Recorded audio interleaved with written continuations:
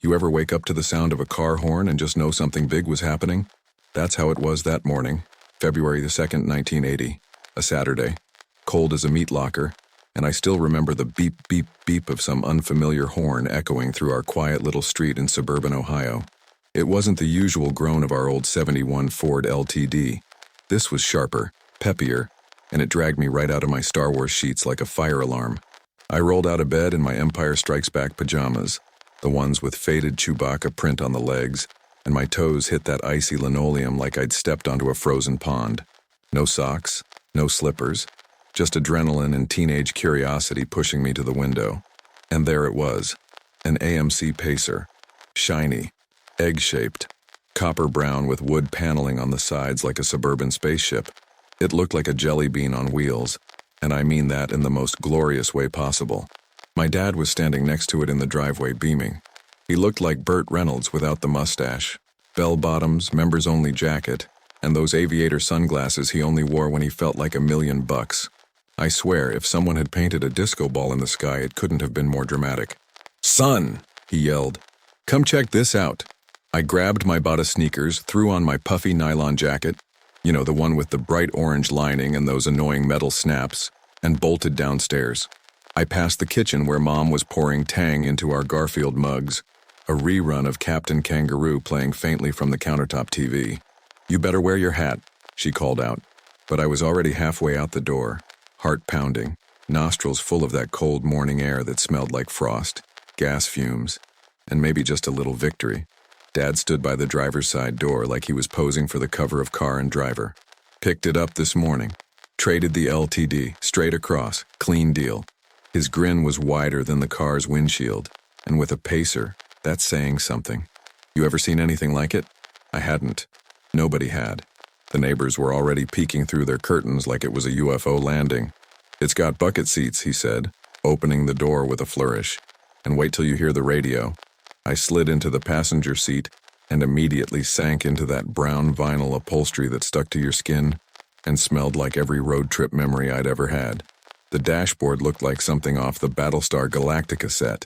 Rounded edges, a fat speedometer, and a cassette player that still worked.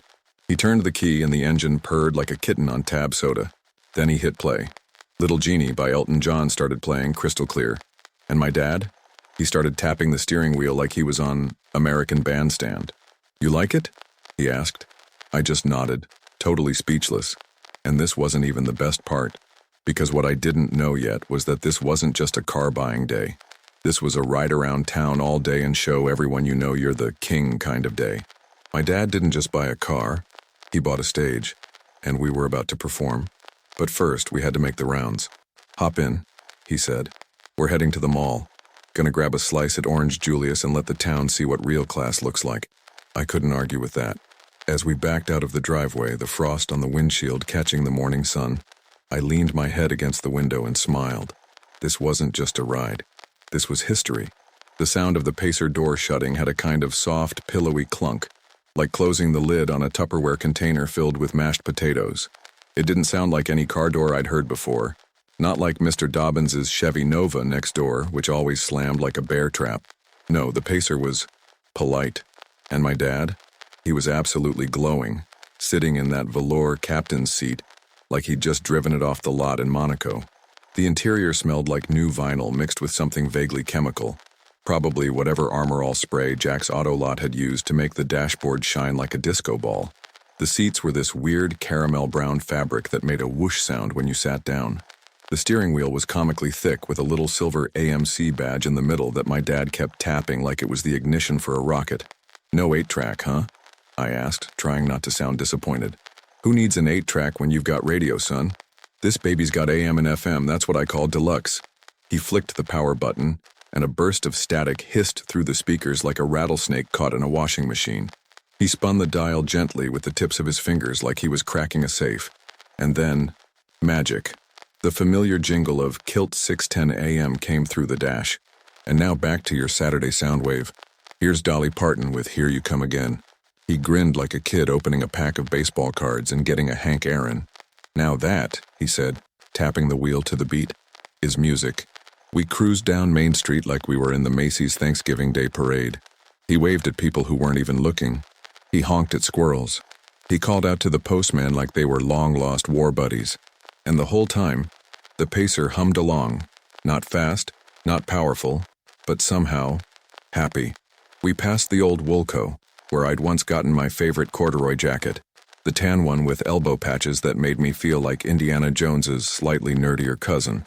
Then came Western Auto, where Dad used to drag me on Saturdays to buy spark plugs and windshield wipers while I stared longingly at the plastic model cars and Hot Wheels tracks by the register.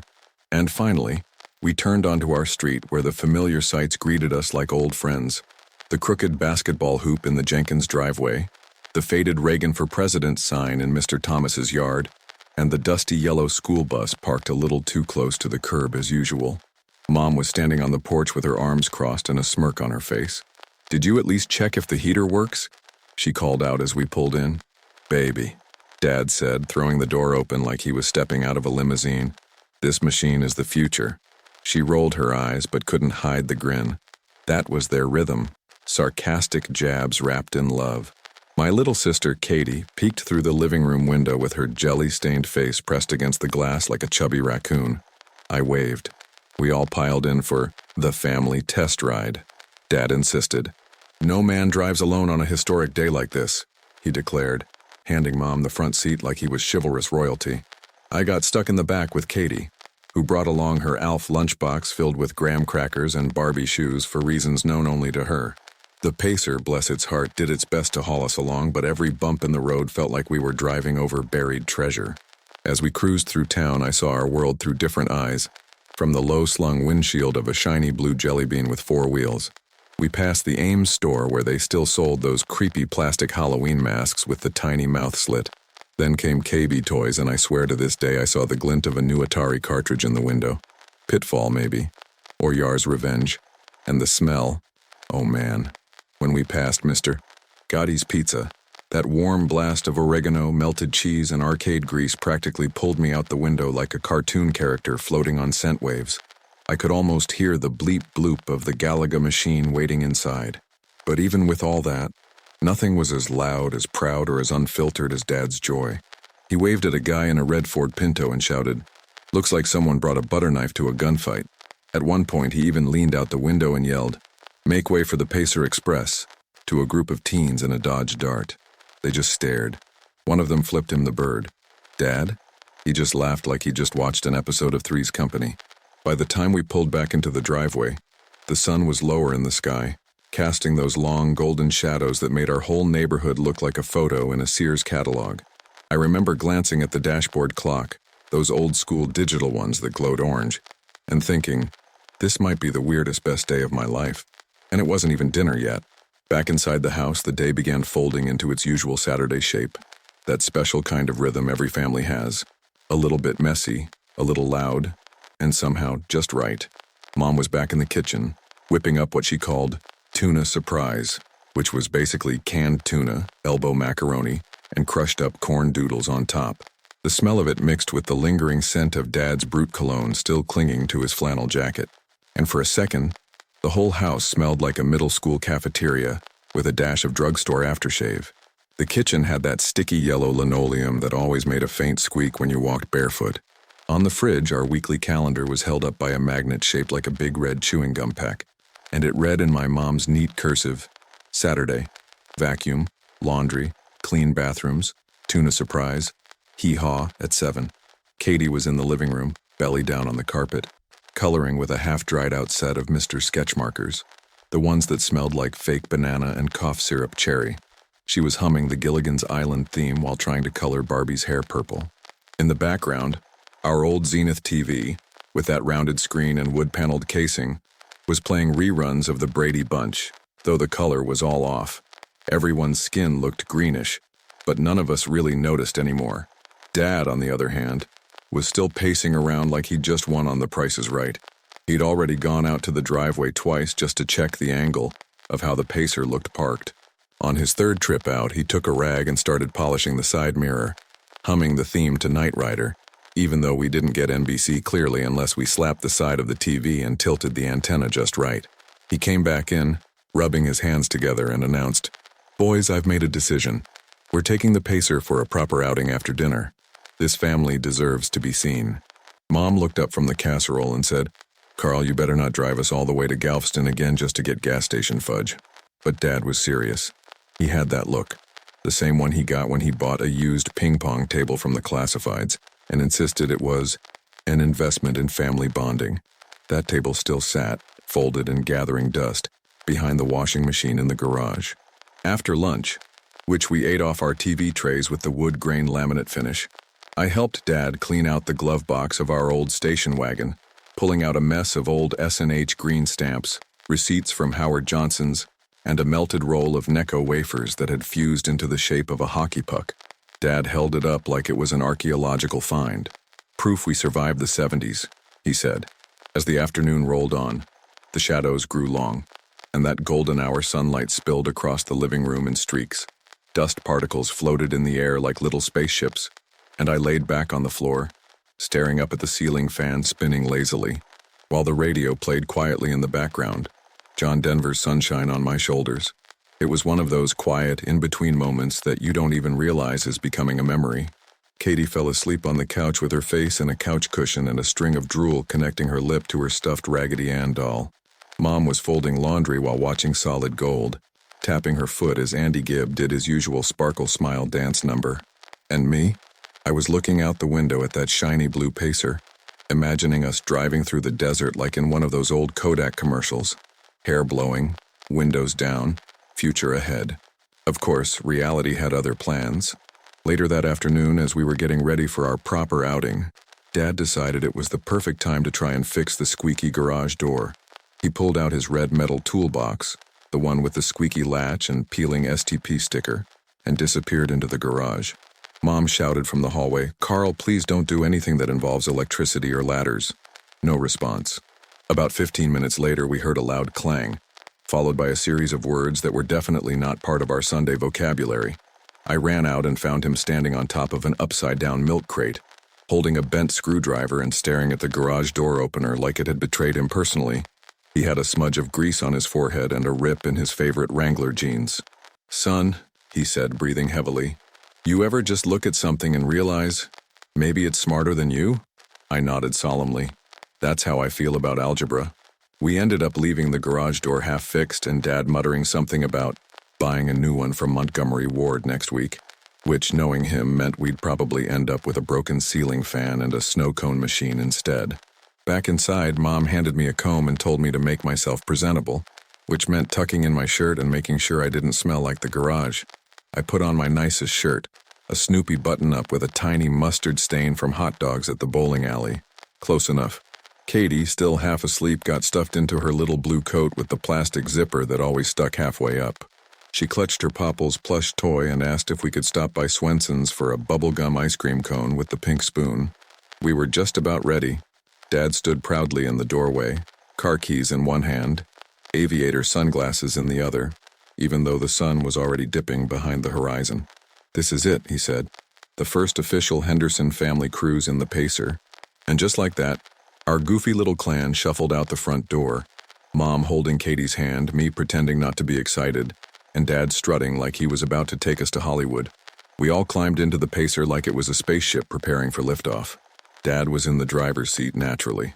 Mom rode shotgun with her purse in her lap, digging through it for her cherry-flavored lip smackers, and Katie and I piled into the back.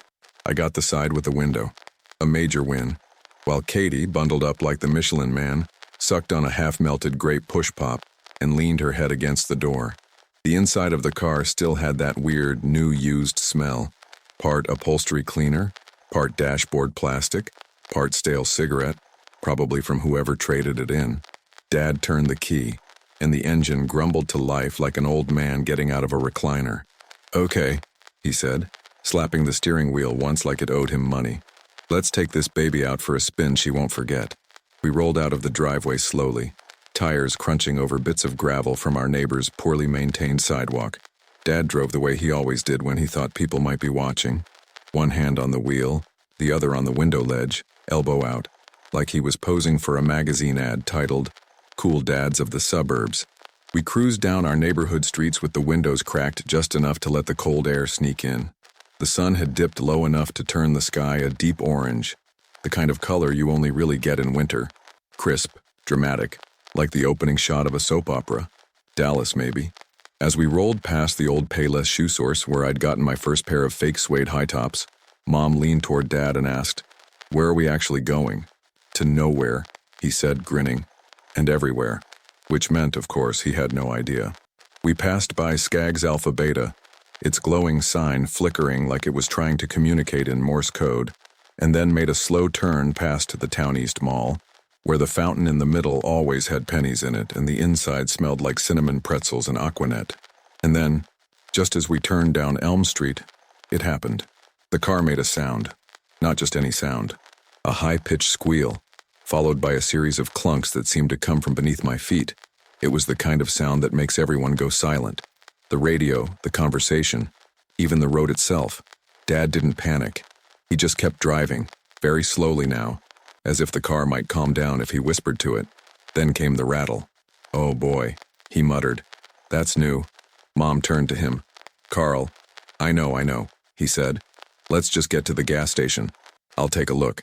So we coasted into the parking lot of Fina, the one with the flickering floodlights and the old soda machine out front, the kind that took quarters and sometimes spat them back out if they were too shiny. Dad popped the hood and stood there, hands on his hips, staring into the engine like it had just insulted his mother. I stayed in the car, watching him lean in, jiggle a hose, step back, scratch his head, lean in again. Mom tapped the dash lightly. We had this thing for, 5 hours? Katie was busy licking the inside of her push-pop tube and then trying to blow into it like a whistle. I wanted to laugh, but I was also holding my breath a little. This was Dad's moment, his big day. And now the Pacer, his weird, wonderful jelly bean spaceship, was making dying whale noises. Finally, he closed the hood with a sigh and got back in. "Well?" Mom asked. "I think it's fine. Probably just needs to settle in. You know how cars are. She's just stretching her legs." She raised an eyebrow. "Stretching her legs?" "Yep," he nodded. "First long ride. Little stiff." We all sat there for a second in the half-dark, half-silent, like we were waiting for someone to say something wise or funny or anything at all. But nothing came. Instead, the car sputtered again. And then, just like that, the dashboard lights went out. Dad tried the key. Nothing. He tried again. Click. Again. Click. He looked over his shoulder at us. Smiled, that crooked, slightly sheepish smile. "Guess she needs a minute." He stepped out again, this time with a flashlight that barely worked, the kind that needed a good smack on the bottom to even flicker on. I followed him out, standing beside him in the cold under the yellow buzzing lights of the Fina station. "Dad," I said, "is it broken?" He squinted into the engine again. "Nah, not broken. Just temperamental." I nodded like I understood, though I didn't really, but I saw something in his face. That mix of frustration and determination, like when he tried to build a deck using only a hammer, a ruler, and an issue of Popular Mechanics. He wanted this to work so badly. Not just the car, the day, the feeling, the moment. That's the thing about dads like mine. They want to give you more than they ever had, even if they have to patch it together with duct tape and a prayer. Eventually, a man in a brown Buick Skylark offered us a jump. Dad hooked it up like a pro, and the Pacer, our ridiculous, lovable Pacer, roared back to life like a grumpy bear woken up from hibernation. We all cheered inside the car, and Katie clapped so hard she dropped her popples. Dad turned around, eyes twinkling. "See? Just needed a little encouragement." And we were off again, this time with just a little more caution, a little less speed, but somehow even more joy. Funny how a minor disaster can bond you faster than a perfect plan. Did you ever have a moment like that growing up? Where something broke or went sideways but your parents turned it into magic anyway? A flat tire? A blackout? A burnt dinner? Anything? I'd love to hear it. Because those, more than anything, are the memories that stick. The jump start had done more than just bring the Pacer back to life. It brought Dad back to life. I don't know if it was the adrenaline of saving the day or just sheer stubborn optimism, but the man who climbed back into that driver's seat was not the same one who had walked into the Fina station 20 minutes earlier, flashlight flickering and hope slipping. This version of Dad? He was reborn. He adjusted his seat with a satisfying ka-chunk, rolled up the window halfway because it only worked halfway, slapped the steering wheel with renewed confidence, and cranked the radio back on like a man possessed. "This, my friends," he announced, "is what we call the comeback ride." The radio buzzed back to life, just in time to catch Kenny Rogers singing, "You Decorated My Life." And for some reason, the melody hit different this time. Maybe it was the cold air sneaking in through the cracked window. Maybe it was the soft hum of the engine finally finding its rhythm. Or maybe, and I swear I'm not making this up, it was the way Dad leaned into that steering wheel, smiling like he was headed to claim his publisher's clearinghouse check. He pulled out of the gas station lot and onto the road like he was leading a parade. No, better, like he was in a movie. A man on a mission. The blue Pacer gleaming under the fluorescent light, all curves and chrome and comical rear end, bouncing slightly with each dip in the road. And then he floored it. Now, when I say floored it, I mean the Pacer gave us everything it had, which admittedly wasn't much. But to us, it felt like we were flying. The engine made a sound somewhere between a growl and a wheeze, and the whole car rattled like a lunchbox full of loose change. But Dad was laughing. Laughing like a kid who just found $5 in an old coat pocket. "Hang on," he shouted, turning onto the open stretch of County Road just past Dairy Mart, the one with the half-broken sign and the smell of fryer grease that hung in the air like a warm blanket. There weren't many cars out there that night. Just a few pickups, a couple of Chevys, and a rusty old Ford Maverick that we passed. Yes, passed. And Dad honked twice, waving like we'd just won a NASCAR race. He hit 55 miles an hour, then 60.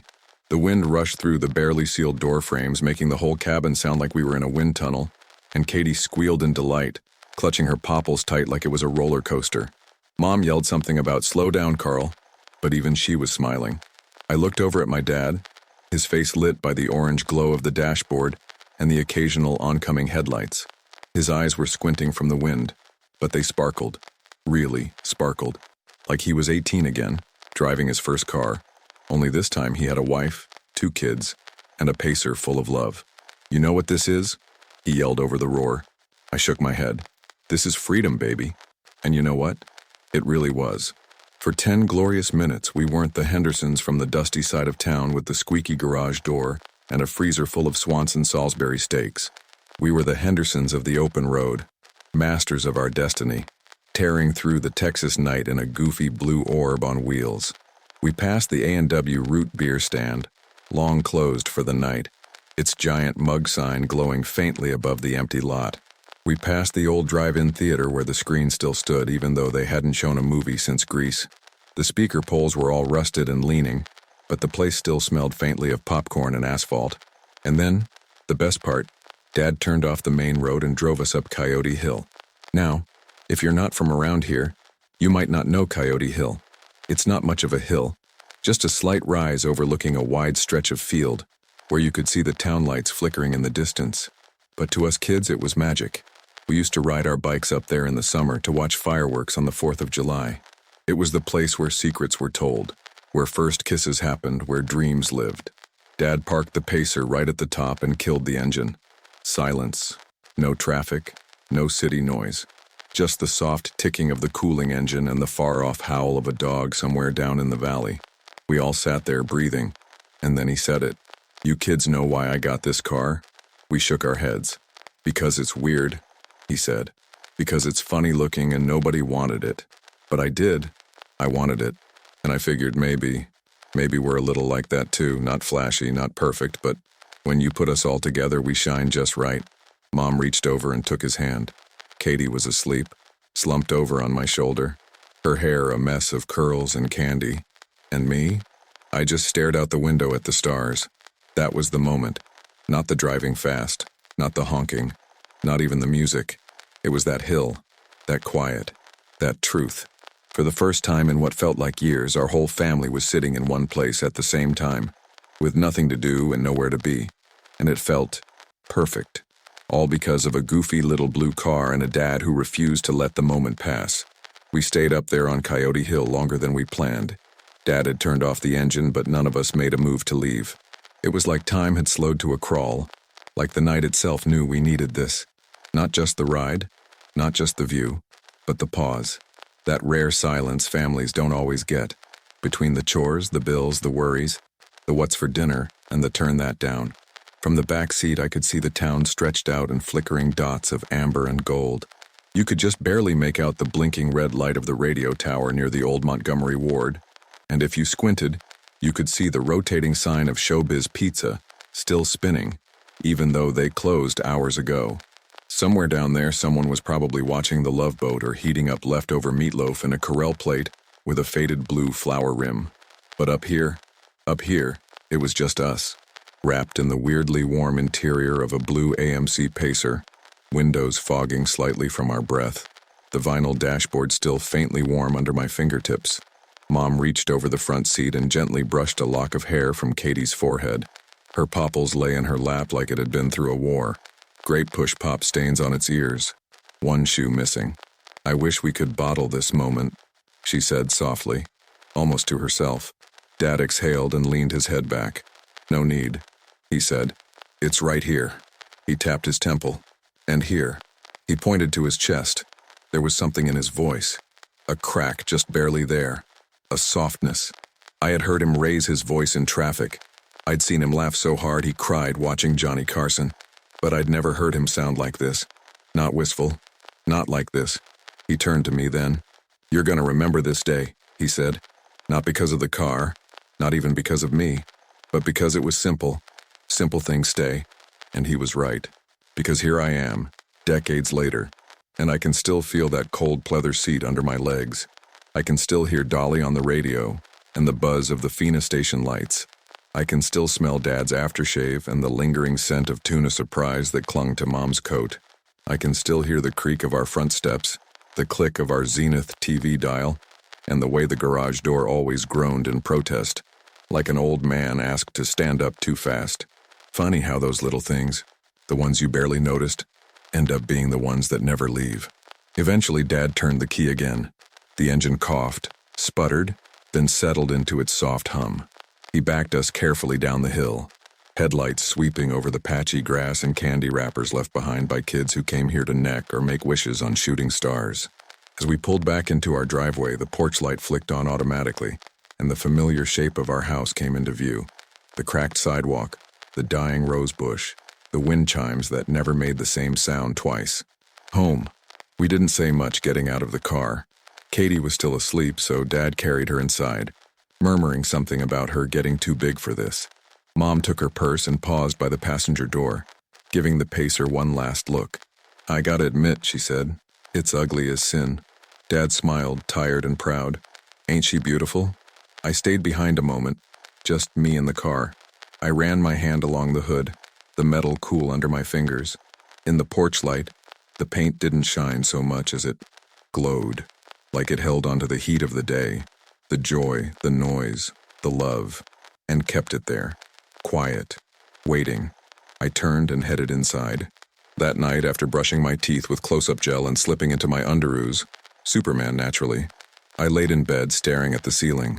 My room smelled faintly of old comic books, bubble gum, and the plastic casing of my Atari 2600, still warm from earlier that morning. I could hear the muffled sounds of Mom and Dad talking in their bedroom, the comforting cadence of people who had lived a lot of life together. Katie snored softly from the next room. A dog barked down the street. Somewhere, someone slammed a screen door. I rolled over and stared at the little Polaroid I'd pinned to the wall, the one from last summer, us at the Six Flags over Texas. Dad in his world's greatest grill master apron, holding a corn dog like it was a trophy. Mom's head thrown back in laughter, Katie with her face painted like a butterfly, me with mustard on my chin. It had been a tough year. Money was tight. Dad had lost one job, picked up another. Mom took in sewing jobs from the ladies at church. We didn't eat out much. Christmas had been small, but somehow, in that one blue car on a cold February night, it felt like we had more than enough. Maybe that's what he meant, about simple things. The next morning I woke up to the sound of birds, the smell of bacon, and the radio playing Top 40 with Casey Kasem. I got out of bed, still in my underoos, walked past the living room where the couch cushion was still dented from last night, and opened the front door. There it was, parked at just the right angle, still gleaming in the morning light. Our Pacer. It didn't matter that it wasn't a Mustang or a Camaro. It didn't matter that it squeaked or rattled or coughed when it started. What mattered is that it was ours. And that for one perfect, silly, beautiful day in 1980, my dad drove it like he'd just won the lottery. And in a way, he had. And you? Do you remember the first time your dad came home with something that made him feel young again? A car? A stereo? A jacket from JCPenney he thought made him look like Tom Selleck? Maybe it wasn't even the thing itself. Maybe it was the way he lit up when he showed it off. The joy that couldn't be faked. The way your mom rolled her eyes but smiled anyway. The way you sat in the back seat or beside him or just watched from the window and thought, man, this is gonna stick with me. Because that's what nostalgia is, right? Not just remembering what happened, but remembering how it felt.